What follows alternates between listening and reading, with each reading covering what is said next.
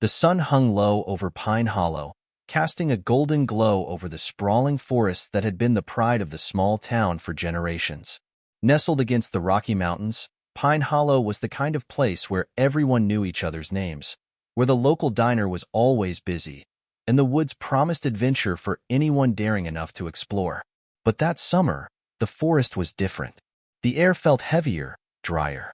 Even the occasional breezes carried the acrid scent of smoke from distant fires in other parts of the state. Jack Sullivan sat in the firehouse, staring at an old photograph pinned to the corkboard. It showed his father, a legendary firefighter who had died 20 years ago in a blaze that still haunted the region's history. Jack's brow furrowed as he traced the outline of his father's smile with his finger. A smile he barely remembered in life but saw every day in this faded image. "Jack," a voice broke his reverie. "You're doing that thing again." It was Tom Greer, the oldest member of the team. The retired firefighter had been around long enough to know when someone's thoughts were trapped in the past. Jack smirked and turned to face him. "Just thinking, Tom," Jack said. "Isn't that allowed?" "Not when there's work to do," Tom replied, leaning on his cane. Though he hadn't officially been on active duty in years, the recent wildfires had pulled him back into service. "They're saying it might get bad this season. Real bad." "Yeah, I heard," Jack said, glancing at the map on the wall. Red markers showed the fires already burning in the state. The lines between safety and danger were razor-thin. Just as Jack opened his mouth to say more, the firehouse door swung open. A young woman walked in, her stride purposeful, her eyes bright with determination. "Lena Reyes," she said, extending a hand toward Jack. "New recruit." Jack sized her up. She was in her early 20s, with a confidence that felt fresh but untested. He shook her hand firmly. "Jack Sullivan. Welcome to the team." "Thanks," Lena said, glancing around the firehouse. "I've wanted to be here ever since I was a kid. Always dreamed of making a difference." Tom chuckled. "Well, kid, you've come to the right place. But dreams don't put out fires. Hard work does." Jack smiled. "Don't mind him. He just likes to scare the rookies." As Lena settled in, the alarm blared, cutting through the quiet. Jack's heart jumped. He glanced at Tom, who nodded solemnly. "Let's move," Jack called, already heading for the truck. Within minutes, the team was on the road, speeding toward the forest. Smoke billowed in the distance, a dark plume that twisted and grew with the wind. The fire had started on the edge of the forest, near a popular camping area. Jack gripped the steering wheel tightly. Fires like this could spread faster than anyone anticipated, and the dry conditions made it even worse. When they arrived, the scene was chaotic. Campers were running from the area, some carrying supplies, others clutching pets or children. Jack jumped out of the truck and began barking orders. "Get those people out of here." "Tom, set up a perimeter." "Lena, you're with me." Lena nodded, grabbing her gear.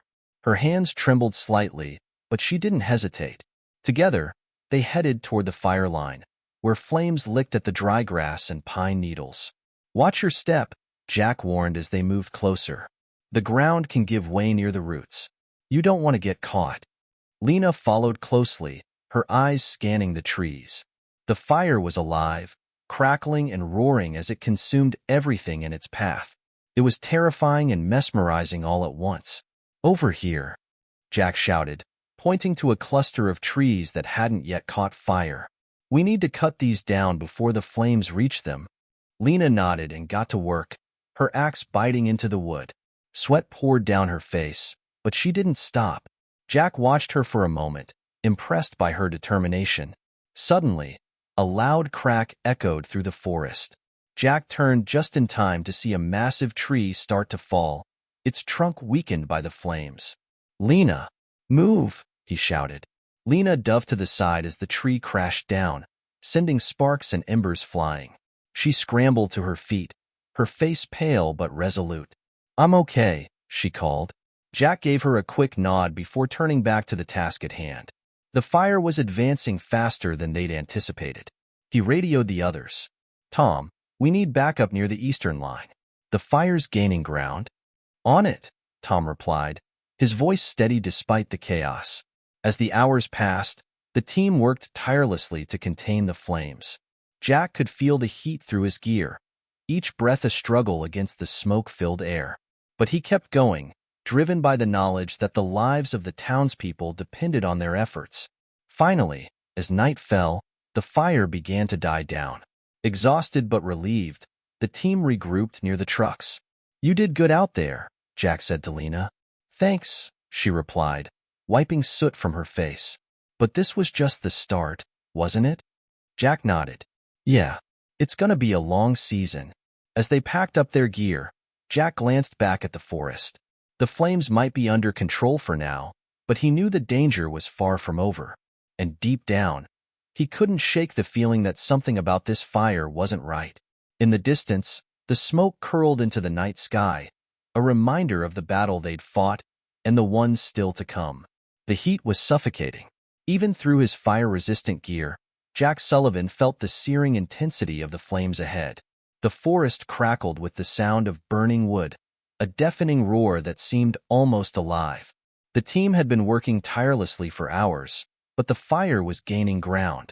It was unlike anything Jack had seen in years, ablaze with a ferocity that seemed unnatural. "Jack, we've got trouble," came a voice through his radio. Jack pressed the button on his shoulder. "What kind of trouble, Tom?" Wind shifted. "It's pushing the fire toward the eastern ridge. If it crosses there, it's going to hit those cabins by the lake." Jack cursed under his breath. The cabins were a popular retreat for tourists, and many of them were still occupied. "All right," he said. "We'll split up. Lena and I will head toward the ridge. You take the rest of the team and hold the line here." "You sure about that?" Tom asked, his tone heavy with concern. "I'm sure," Jack replied, already signaling for Lena to follow him. The rookie firefighter jogged up, her face streaked with soot but her eyes sharp and focused. "What's the plan?" "We're heading east," Jack said. "We need to cut off the fire before it gets to the cabins. You ready for this?" Lena nodded, gripping her axe tightly. "I'm ready." They moved quickly through the forest, the smoke growing thicker with every step. Jack could hear the crackle of flames all around them, an ominous reminder of how close they were to danger. He glanced back at Lena, who was keeping pace but struggling to mask her unease. "You're doing fine," he said, hoping to reassure her. "I'm not scared," Lena replied, though her voice wavered slightly. Jack didn't press further. Fear was natural, especially for someone so new to the field. What mattered was whether she could push through it. When they reached the ridge, the sight before them was grim. The fire had already advanced further than Jack had anticipated, its flames devouring the dry underbrush and climbing the towering pines. "Damn it," Jack muttered. "What do we do?" Lena asked, her voice urgent. "We cut a fire break," Jack said. "Start clearing everything that could catch. If we're fast enough, we can stop it from crossing over." They worked side by side, using their axes to chop through the undergrowth and create a barrier. The heat was oppressive, and the smoke made it hard to breathe, but neither of them slowed down. As they worked, Jack couldn't help but notice how quickly Lena adapted. Her movements were precise, efficient. She wasn't just going through the motions. She was learning, adjusting, pushing herself. "Good work," he said, pausing to catch his breath. Lena gave a quick nod, wiping sweat from her brow. "Thanks." Their brief reprieve was interrupted by a loud crack. Jack spun around just in time to see a flaming branch fall from above, crashing to the ground only a few feet away. "Move!" he shouted, grabbing Lena and pulling her back. The branch hit the ground with a burst of sparks, igniting the dry grass around it. Jack grabbed his hose line and doused the flames before they could spread further. "You all right?" he asked, turning to Lena. "I'm fine," she said, though her voice was shaken. They didn't have time to dwell on the close call. The fire was still advancing, and their firebreak wasn't finished. Jack radioed for an update from Tom. "Tom, what's your status?" "Not great," Tom replied. "We've got spot fires popping up all over the place. It's like this thing has a mind of its own." Jack's jaw tightened. "Hold as long as you can. We're almost done here." As he and Lena continued their work, a sudden gust of wind swept through the forest, fanning the flames even higher. The fire roared, its intensity doubling in an instant.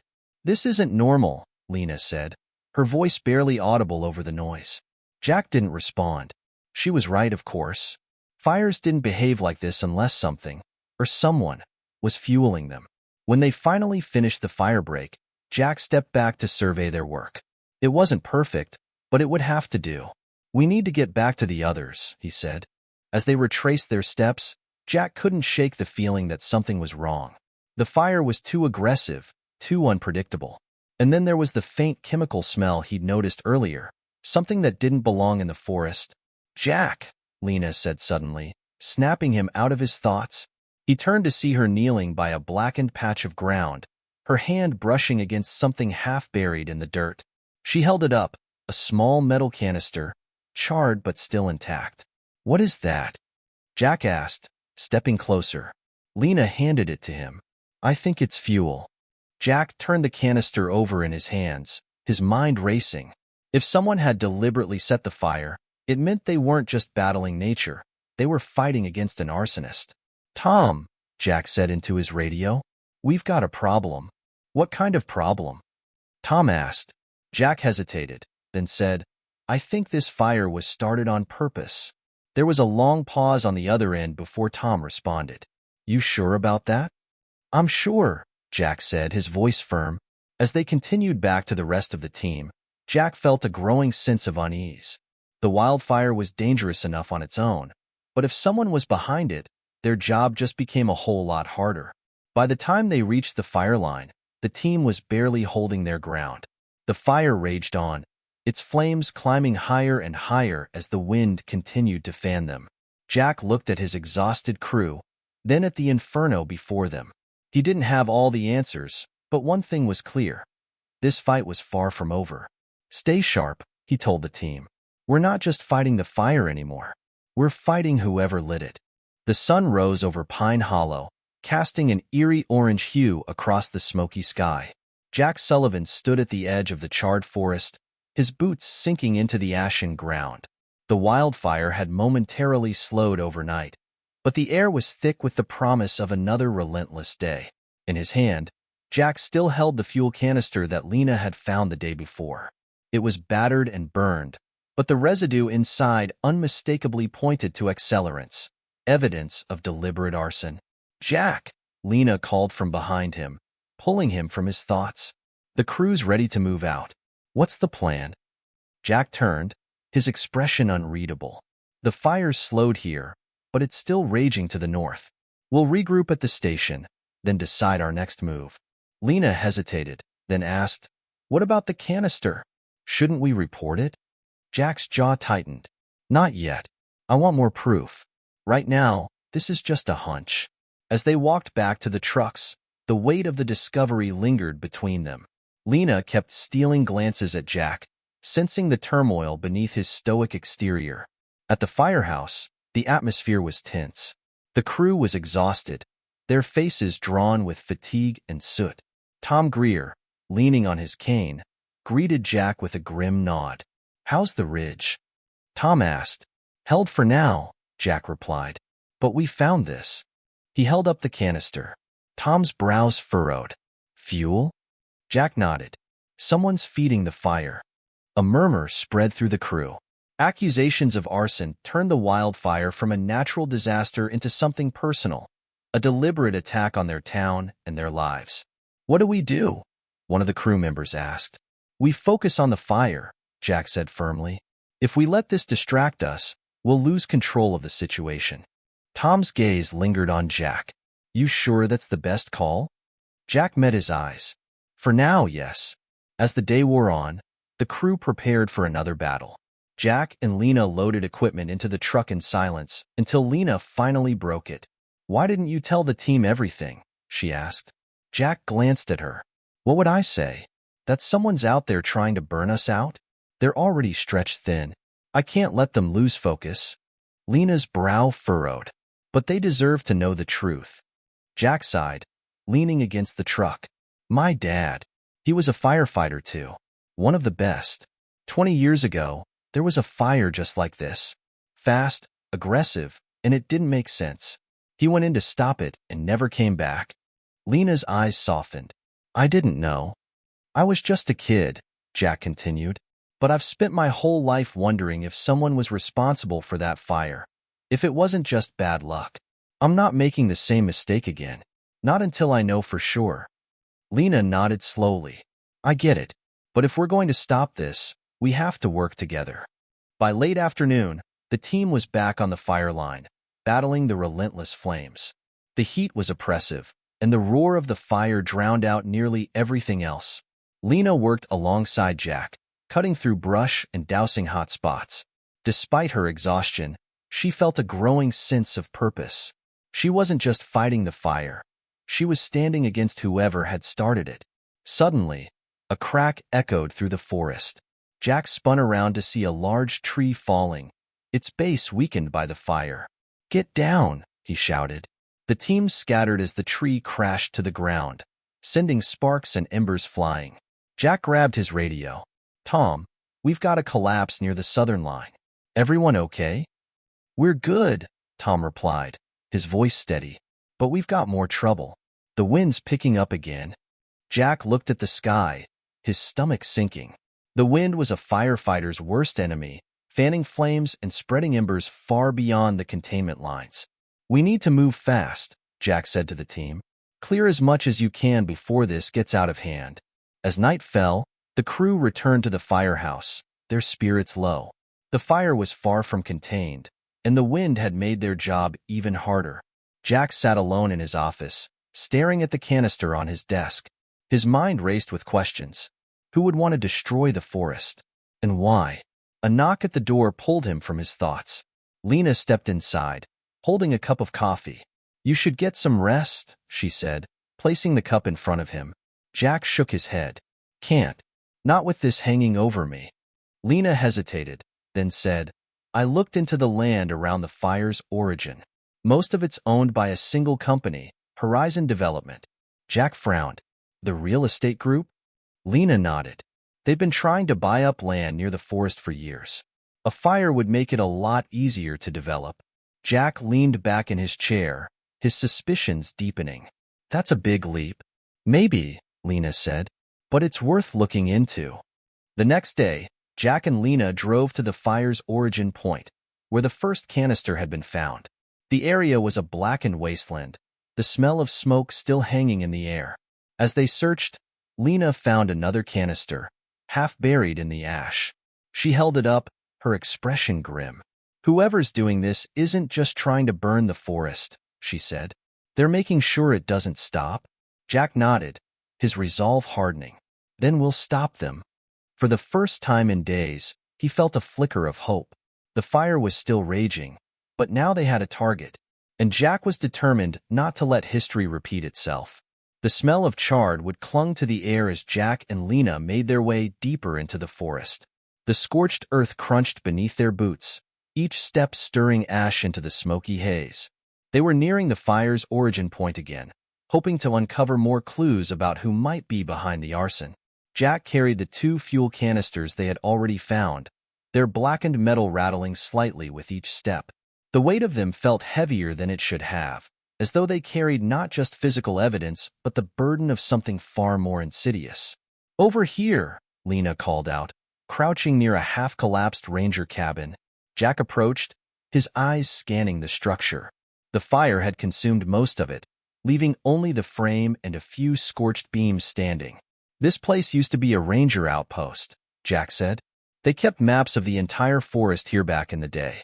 If there's anything left, it might tell us something useful. Lena nodded and began carefully picking through the rubble, her gloved hands brushing aside ash and debris. Jack joined her, his eyes catching glimpses of singed paper and charred wood.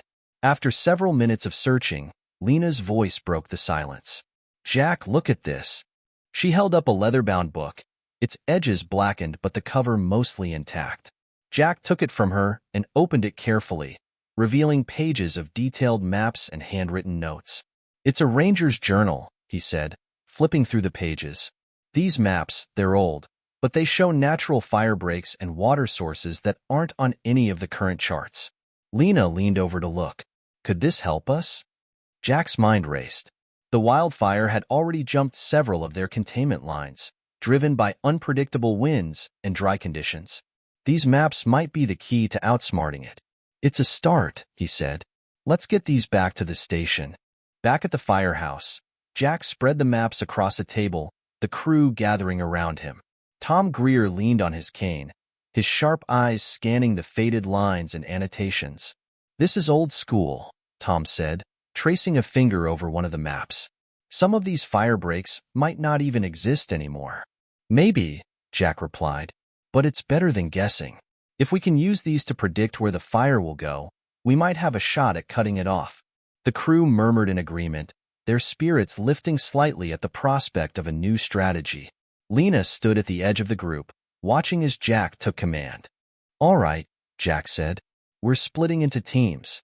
Tom, you'll take one group to check out the water sources marked here and here. He pointed to 2 spots on the map. Lena and I will scout the fire breaks near the southern ridge. If we can clear them, they might hold. The southern ridge was a stark contrast to the rest of the forest. While much of the area had been reduced to ash and smoldering debris, this section remained untouched, for now. Jack and Lena moved quickly, their gear weighing heavily as they assessed the terrain. The fire breaks marked on the map were still visible, though overgrown with brush and debris. This could work, Jack said, gesturing to the natural gap between 2 rocky hills. If we clear this out, it'll slow the fire down. Lena nodded and started cutting through the brush, her axe biting into the dry undergrowth. Jack worked alongside her, the rhythmic sound of their tools breaking the oppressive silence. As they worked, Lena spoke up. Do you think the arsonist knows about these maps? Jack paused, wiping sweat from his brow. If they've been planning this for a while, it's possible. But they're betting on the fire doing all the work. They won't expect us to use this against them. Lena nodded, her movements becoming more determined. Hours later, Jack and Lena returned to the firehouse, exhausted but satisfied with their progress. The crew had made similar reports. Several of the water sources marked on the map were still viable, and the fire breaks could be cleared in time. It's not perfect, Tom said, leaning over the map, but it's better than nothing. This gives us a fighting chance. Jack nodded. We'll regroup at dawn and start implementing the plan. Everyone get some rest.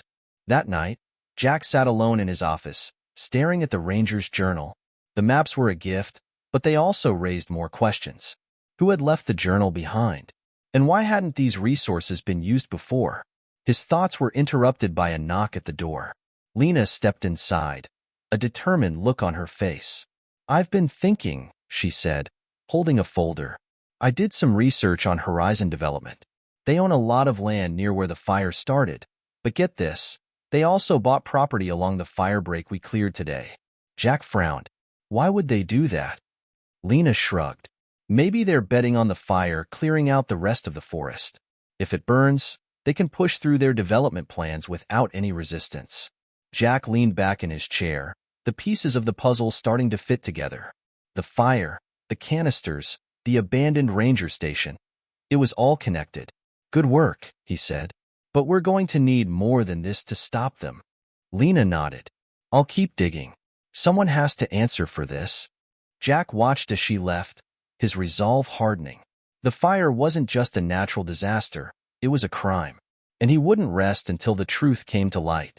The next morning, the crew gathered again, ready to put their plan into action. As they prepared to head back into the field, Jack addressed the group. This fire isn't just about the forest anymore, he said. Someone started this. They're counting on us to fail. But we're not going to give them that satisfaction. The crew cheered, their determination renewed. As they drove back into the heart of the wildfire, Jack felt a sense of purpose stronger than he had in years. The fire might be ruthless, but so were they. And with the hidden map guiding them, they had a chance to turn the tide. The sound of hammering and shouts filled the air as Pine Hollow's residents worked feverishly to prepare for the encroaching wildfire. Smoke blanketed the horizon, darkening the sky and casting a grim shadow over the town. Despite the efforts of Jack Sullivan's crew, the fire was advancing faster than anyone had anticipated. Jack stood in the town square, surveying the scene. Trucks loaded with supplies were parked in rows, their drivers waiting for instructions. Volunteers hauled sandbags and hosed down the wooden buildings in a desperate attempt to create fire barriers. "It's a war zone," muttered Tom Greer, leaning on his cane beside Jack. Jack nodded grimly. "And we're outnumbered. What's the plan?" Tom asked. Jack glanced toward the hills, where the fire's glow painted the horizon a menacing red. "We hold the line. We've got the map, and we've got the crew. If we can buy time for the evacuation to finish, we might just save this place." At the firehouse, the atmosphere was tense. Lena Reyes was briefing a group of townspeople who had volunteered to help. She pointed to a map spread across a table, outlining the fire breaks and evacuation routes. "We've cleared this ridge," she said, tracing a line with her finger. "If the fire reaches it, it should slow down enough for us to contain it." One of the volunteers, a middle-aged man named Carl, raised his hand. "And if it doesn't?" Lena hesitated, but Jack stepped in. "Then we fall back to the secondary line. But we're not letting it get that far." The room fell silent. The weight of the situation hung heavy in the air. As the day wore on, tensions in the town began to rise. Rumors spread about the fire's origin, with whispers of arson and accusations flying. Harold Drake, the wealthy developer who had been quietly buying up land near the forest, became the center of attention. At the diner, a crowd of angry residents confronted him. "You're behind this, aren't you?" shouted one man. "You've been trying to tear down those woods for years." Harold raised his hands defensively. "This is ridiculous. Why would I risk my own property? I've lost as much as anyone else." "Maybe because you stand to gain a lot more," a woman shot back. "You've got insurance money, and once the forest is gone, nothing's stopping you from building." Jack arrived just as the argument threatened to spiral out of control. "Enough!" he barked, stepping between Harold and the crowd. "We don't have time for this. Every minute we waste here is a minute the fire gets closer. Get back to work." The crowd reluctantly dispersed, but Jack could see the doubt lingering in their eyes. That evening, Jack and Lena drove to the southern ridge to inspect the fire breaks. The air was thick with smoke, and the faint crackle of distant flames was a constant reminder of how close the danger was. As they worked, Lena spoke up. "Do you think Harold did it?" Jack paused, his axe resting on his shoulder. "I don't know, but he's hiding something. I can feel it." Lena nodded. "I found more connections between him and Horizon Development. He's been selling land to them under the table for years. If the fire clears out the forest, their plans go through without a fight." Jack's jaw tightened. "Then we'll find proof. But right now, the fire's the priority." Back in town, tensions boiled over again. This time, it was Harold himself who stoked the flames. He held an impromptu meeting in the town square, urging residents to abandon the firefighting efforts and evacuate immediately. "This fire is unstoppable," Harold declared, his voice carrying over the crowd. "We're wasting time and resources trying to fight it. If we don't leave now, we'll all be trapped." Sarah Donovan, the local teacher who had become a key organizer in the town's response, stepped forward. "You're wrong," she said, her voice steady despite the fear in her eyes. "We've held fires back before, and we can do it again. But only if we stick together." Harold scoffed. "You're risking lives for what? A few buildings? Some trees? It's not worth it."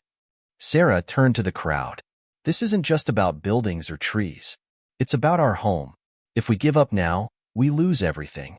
Her words struck a chord, and the crowd began to rally around her. Harold, seeing he was losing their support, retreated with a scowl. At the firehouse, Jack returned to find Sarah waiting for him. "He's trying to scare people into leaving," she said, her frustration evident.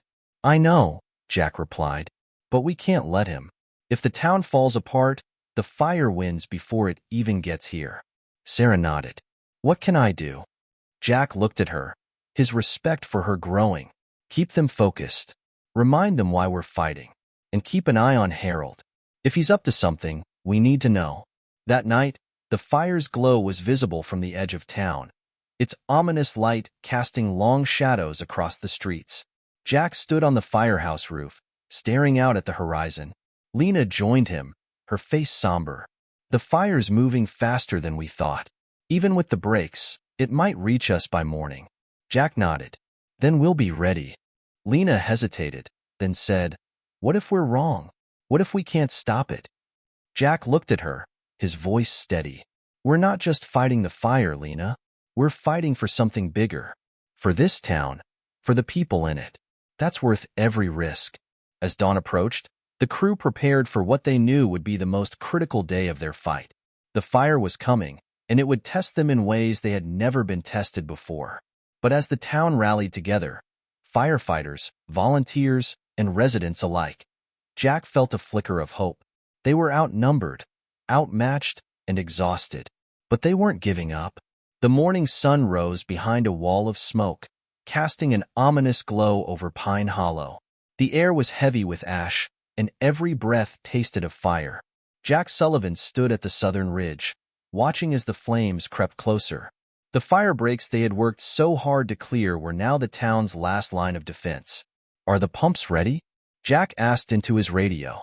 Tom's voice crackled back. All set. We've got water pressure at the lake. If this line holds, we might just have a chance. Jack exhaled, the weight of the day pressing down on him. He glanced at Lena Reyes, who was reviewing the evacuation plans with a few volunteers nearby. She had become a pillar of the team, her determination driving her through the long nights and relentless heat. But Jack could see the strain in her eyes. Lena, he called, walking toward her. You okay? She nodded quickly. Yeah, just thinking about how much we've got riding on this. Jack studied her for a moment, sensing there was more. But before he could press further, the radio crackled again. Jack, we've got a problem, Tom said. There's movement on the eastern line. I think the fire's jumped.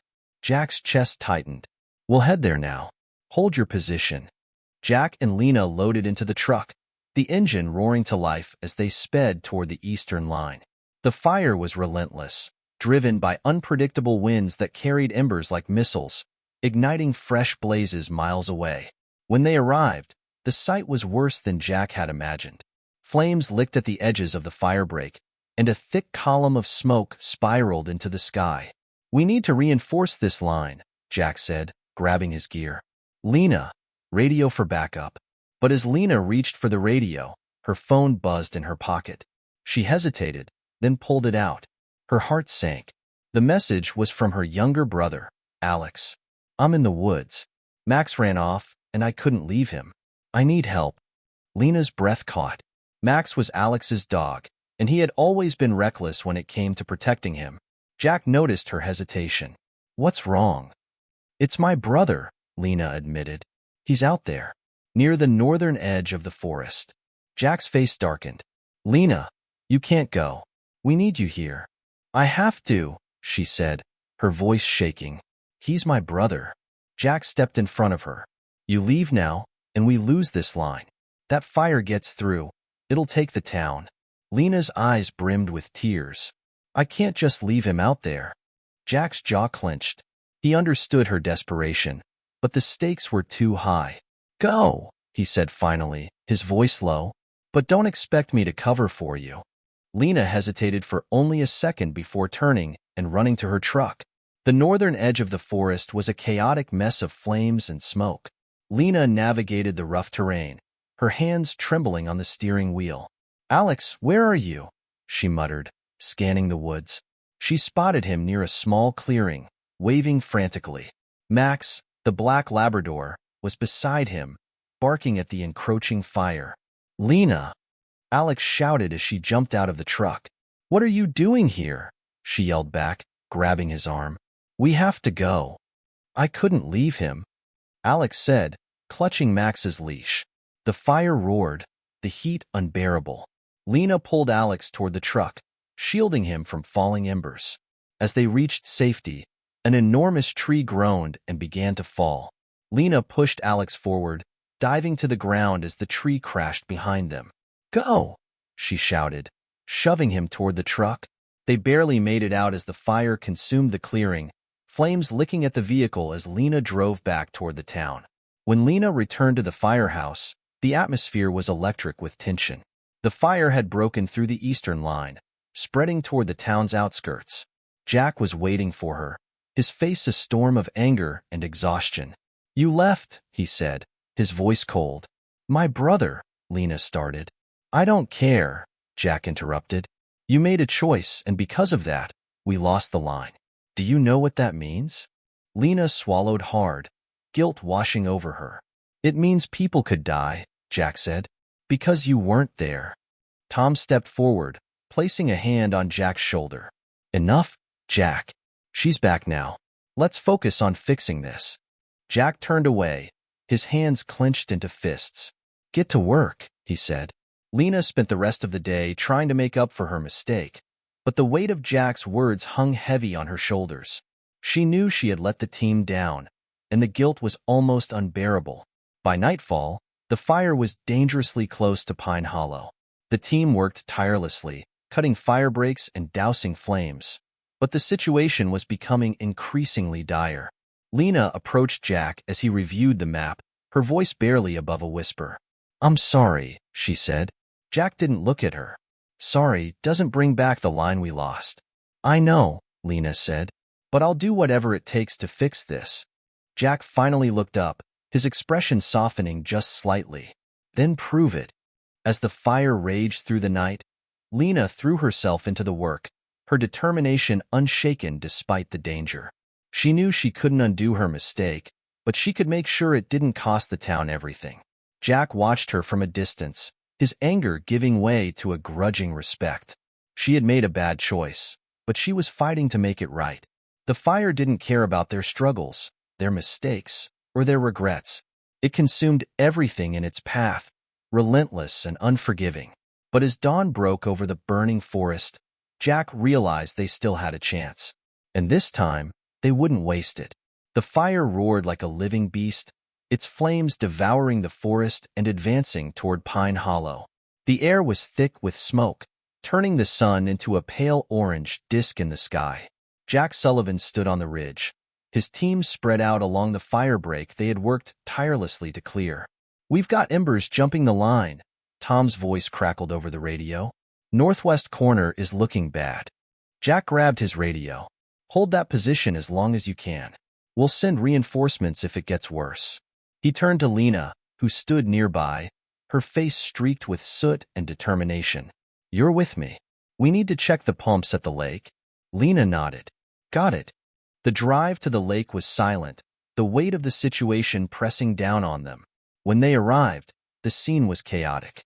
The portable water pumps were working, but barely. Firefighters struggled to keep the hoses running as embers rained down from the sky. "We need to reinforce this area," Jack said, assessing the situation.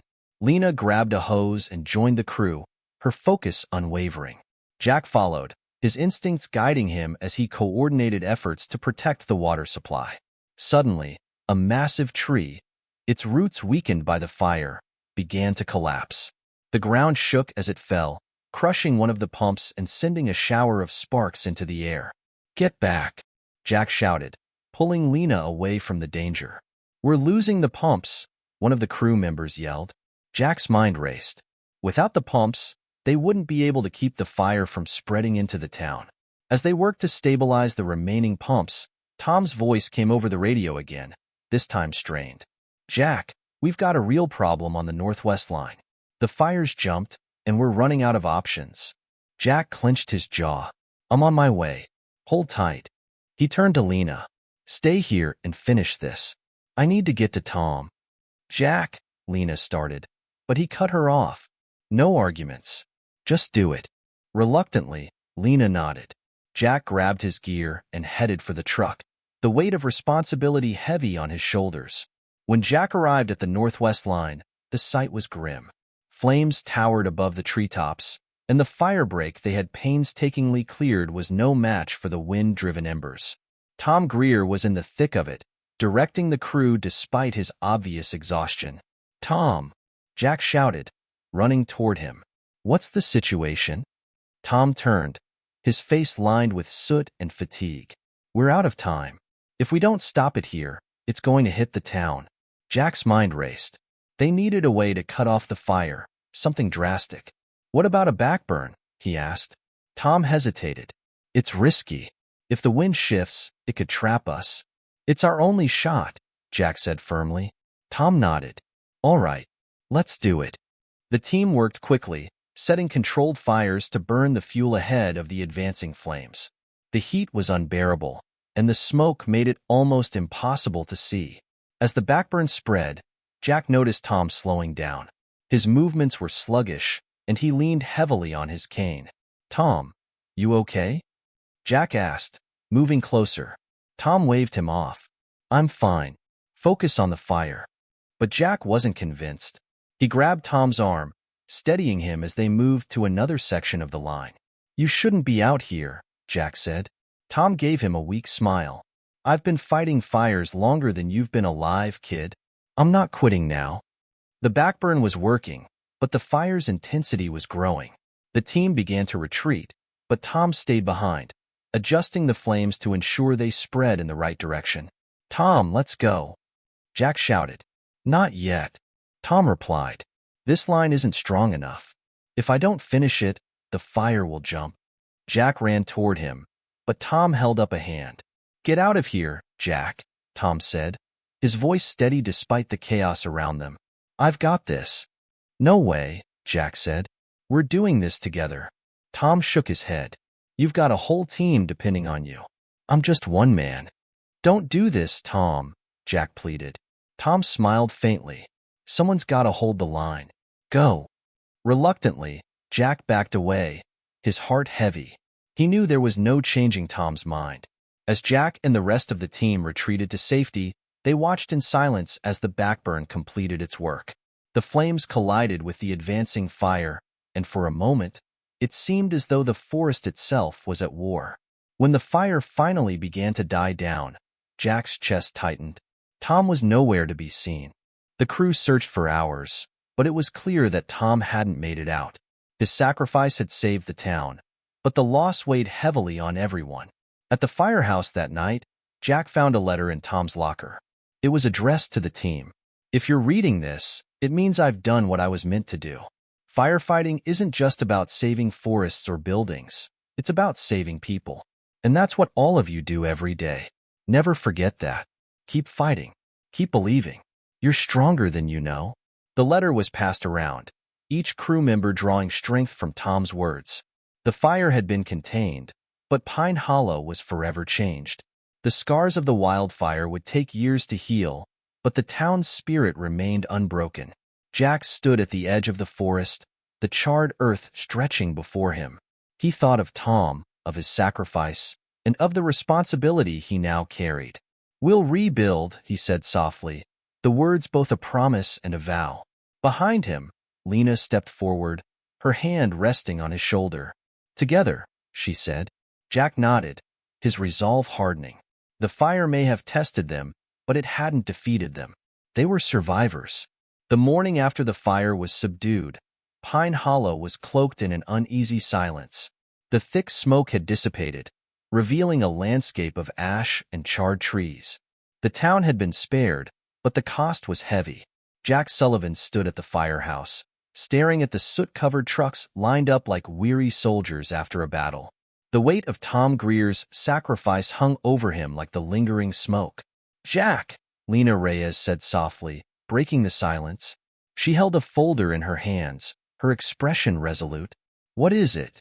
Jack asked, though the answer was already forming in his mind. I dug deeper into Horizon Development, Lena said. And Harold Drake. Jack's jaw tightened. What did you find? Lena opened the folder, revealing a stack of documents. Drake's been working with Horizon for years. They've been buying land near the forest, probably hoping to expand into the area. But here's the kicker. They took out massive insurance policies on the land they couldn't develop because of environmental restrictions. Jack frowned. So they stood to gain if the forest burned. Lena nodded. And the fire started on one of the plots they recently acquired. I cross-checked the location. It matches the area where we found the canisters. Jack and Lena took the evidence to the sheriff's office. Sheriff Reynolds, a grizzled man with a no-nonsense demeanor, reviewed the documents carefully. This is solid, Reynolds said, his tone grim. If this holds up, Drake and whoever he's working with could be facing arson charges. Jack's fists clenched. He didn't just endanger the forest. He endangered the whole town. Reynolds nodded. We'll issue a warrant. But be careful. People like Drake don't go down without a fight. The arrest came swiftly. Harold Drake was taken into custody, his protests echoing through the streets as the townsfolk watched in silence. The man who had tried to divide the town now stood exposed, his greed laid bare. Jack watched from a distance, his expression unreadable. Do you think it'll stick? Lena asked. It has to, Jack replied. Tom didn't sacrifice himself just for us to let this go. Over the next few weeks, Pine Hollow began the long process of recovery. The firefighters worked alongside the townspeople to clear debris, repair homes, and replant the first seeds of new growth in the forest. Sarah Donovan, the schoolteacher, organized a memorial service for those who had fought to save the town. The entire community gathered in the town square, their faces lit by candles as they honored Tom and the countless others who had risked their lives. Jack stood before the crowd, his voice steady but filled with emotion. Tom Greer was more than a firefighter, he said. He was a mentor, a friend, and a hero. He reminded us all of what it means to stand up in the face of danger and to put others before yourself. This town exists today because of him. The crowd bowed their heads in a moment of silence, the flickering candlelight casting shadows across their solemn faces. In the weeks that followed, Jack found himself drawn to the charred forest. He walked the blackened trails, his boots crunching on ash-covered ground. For every tree lost, he noticed tiny signs of life. Sprouts pushing through the scorched earth, birds cautiously returning to the skies. One afternoon, Lena joined him. She carried a small tree sapling in her hands. I thought we could start here, she said. Jack smiled faintly and knelt beside her. Together, they dug a small hole and placed the sapling into the soil. It's a start, Lena said, brushing dirt from her hands. It's more than that, Jack replied. It's a promise. As Pine Hollow slowly returned to normal, Jack made a decision. He stepped down as the fire chief, passing the mantle to Lena, who had proven herself time and time again. You're ready for this, Jack said, shaking her hand. Lena's eyes widened. Jack, I can't. Yes, you can, Jack interrupted. The team needs someone who can lead them into the future. That's you. Lena hesitated, then nodded, her expression one of determination. I won't let you down. I know you won't, Jack said. Months later, Pine Hollow stood as a testament to resilience. The forest began to regrow, its green shoots a symbol of hope and renewal. The scars of the wildfire remained, but so did the strength of the people who had faced it together. Jack, now living a quieter life on the edge of town, sat on his porch, watching the sunset. A photo of his father and Tom rested on the table beside him, their legacy intertwined with his own. As the light faded, Lena drove up in one of the fire trucks, its new coat of paint gleaming in the twilight. She stepped out, a smile on her face. You ready? She asked. Jack raised an eyebrow. For what? Lena held up a small sapling, grinning. There's a lot of forest left to rebuild. Jack laughed, the sound breaking the quiet of the evening. Lead the way, Chief. Together, they drove toward the horizon, the promise of a brighter future ahead.